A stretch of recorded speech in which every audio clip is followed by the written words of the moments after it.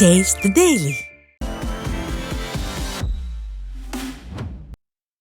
கோவை மாவட்டம் பொள்ளாச்சி அருகே வீரல்பட்டி கிராமத்தில் 300க்கும் மேற்பட்ட குடும்பங்கள் வசிக்கும் நிலையில் கடந்த 3 மாதங்களாக குடிநீர் விநியோகம் செய்யப்படவில்லை என பொதுமக்கள் குற்றம் சாட்டினர். குடிநீர் தட்டுப்பாட்டால் மாணவர்கள், முதியவர்கள் உள்ளிட்ட அனைத்து தரப்பினரும் பாதிக்கப்பட்டுள்ள நிலையில் பேருந்து வசதி இல்லாததால் மாணவர்களின் படிப்பு பாதிக்கப்பட்டுள்ளதாக மக்கள் புகார் தெரிவித்தனர்.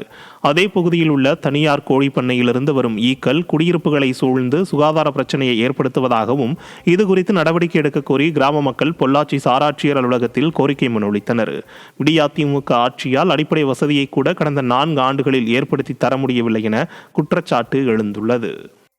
எங்கள் ஊரில் பஸ் வசதி இல்லைங்க. குழந்தைகளாம் ஸ்கூலுக்கு போகும்போது 3 கிலோமீட்டர் 4 கிலோமீட்டர் நடந்து போகிறாங்க.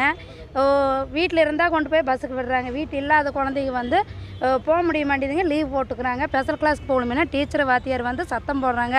ஏன் ஸ்கூலுக்கு தாட்ட மாட்டேங்கிறீங்க, நீங்கள் படிப்பு கெடுதல்னு சொல்லி எங்களை பேசுகிறாங்க. அதனால் எங்களுக்கு பஸ் கண்டிப்பாக வேணுங்க. தண்ணி பிரச்சனை 3 மாதம் ஆச்சுங்க. நல்ல தண்ணி வந்துங்க. அந்த சப்ப தண்ணி குடிச்சனால குழந்தைகளுக்கு சளி காய்ச்சல் எச்சா ஆகுதுங்க. 2 நேரத்துக்கு போகிறாங்க, 2 நேரத்துக்கு காய்ச்சல் சளி வந்துடுதுங்க.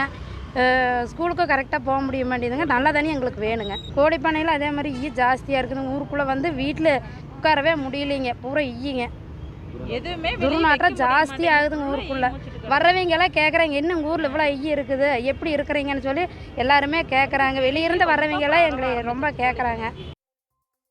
திருச்சி மாவட்டம் முசிறி அருகே மருத்துவ மற்றும் இறைச்சி கழிவுகள் கொட்டப்படுவதால் துர்நாற்றம் வீசுவதாக மக்கள் புகார் தெரிவித்துள்ளனர்.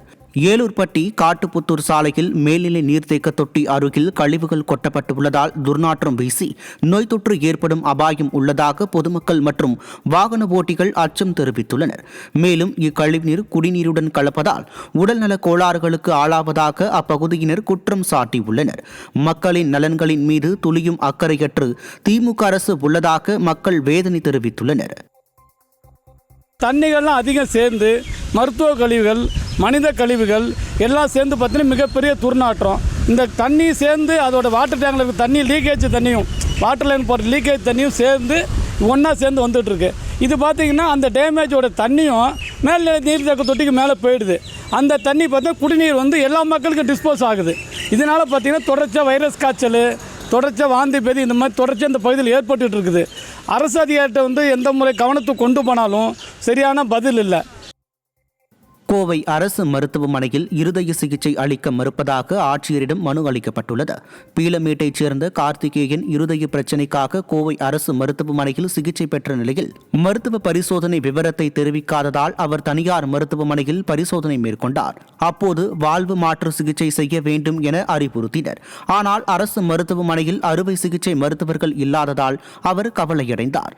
இதையடுத்து அவரது மனைவி சரண்யா தனது கணவருக்கு இலவச சிகிச்சை கோரி ஆட்சியரிடம் மனு அளித்தார்.